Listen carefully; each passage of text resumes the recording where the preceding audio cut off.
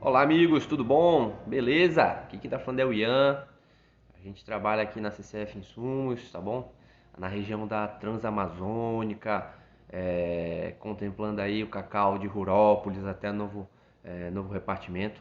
Então é uma área bem extensa que temos o prazer de estar abordando, tá bom? Eu vou falar hoje um pouquinho aí sobre a questão da poda, destacar alguns pontos interessantes que muitas das vezes a gente não fica ligado, tá? E é importante reforçar e trazer essas informações para o bem do nosso cacau aí, para o desenvolvimento e para a gente conseguir atingir os melhores resultados possíveis, tá bom?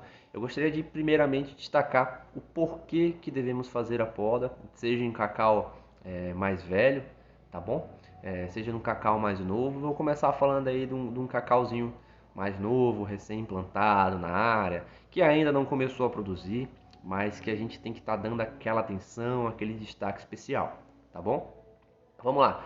É normal encontrar agora na nossa região aí produtores que estão implementando novas áreas, cacau enxertado, das mais variáveis cultivares aí, do CCN, do PS, enfim, das cultivares aqui da nossa região, né, que é o Ponta Verde Liso, Ponta Verde Rugoso, Casca Fina, enfim, e estão implantando essas áreas e não estão manejando do jeito que deveria ter sido manejada, com todo o trabalho de solo, com toda a questão de uma poda inicial, que é muito importante, tá bom? Para definir o número de galhos que vão ficar, para deixar a planta com uma arquitetura que ela tenha futuramente a capacidade de se desenvolver e de também aguentar a carga quando ela estiver chegando no ponto ali de produção, tá bom? Então a gente tem que estar sempre fazendo essa poda, nos primeiros 1 ano e 6 meses aí conduzir pelo menos 2 podas, tá bom? Se conseguir fazer de 6 em 6 meses é interessante de se estar trabalhando, tá? Que a gente vai fazer essa seleção dos ramos que vão ficar na planta, deixar ela ali com três, com dois galhos principais para poder se desenvolver, tá bom? E ter aquela estrutura que eu citei anteriormente, tá certo? Aí falando também aí de um cacau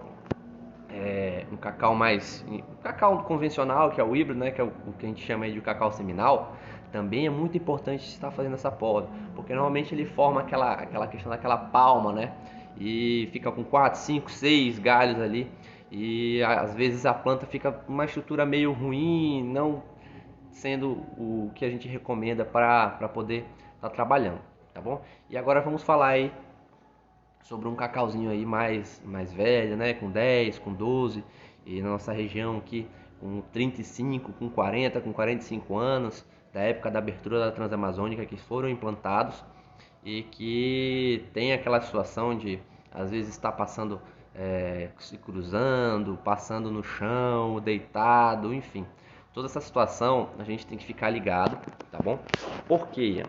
Porque é uma situação onde se acabou não conduzindo esse cacau, não fez as podas que a gente costuma chamar, que é a poda de condução, a poda de manutenção, tá bom? E essas podas elas são aí essenciais para a gente fazer com que esse cacau ele tenha a forma, ele tenha a estrutura de separação.